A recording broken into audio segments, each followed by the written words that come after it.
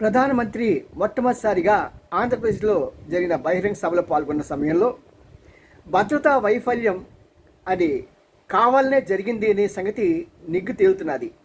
కారణం ఏంటంటే ఎస్పీజీ ముందుగానే లోకల్ పోలీస్ అధికారులందరికీ కూడా ఫలానా ఇన్స్ట్రక్షన్స్ మీరు తప్పకుండా పాటించాలి అని చెప్పినప్పటికీ కూడా జరిగిన వాస్తవం ఏంటంటే అక్కడ ప్రజలంతా కూడా ముందు తోసుకుని వచ్చేసారు. అంతేకాకుండా కొంతమంది అయితే టవర్లు ఎక్కి అక్కడ నానాయాగి చేశారు. అక్కడ పాపం ప్రధానమంత్రి వెళ్ళి మీరు ఆ టవర్లు ఎక్కకండి దిగండి అని చెప్పి వేడుకోవాల్సి వచ్చింది. ఇవన్నీ ఒక ఎత్తు అయితే ట్రాఫిక్ ఆంక్షలు, ప్రజలు వస్తున్న సమయంలో ఆ బస్సులన్నీ కూడా రోడ్డుకి అడ్డంగా హైవే మీద నిలిపివేశారు. దాంతో 25 కిలోమీటర్ల మేర అక్కడ ట్రాఫిక్ ఆగిపోయింది. వీటన్నిటి దృష్ట్యా మోడీ చాలా గర్వంగా ఉన్నాడు.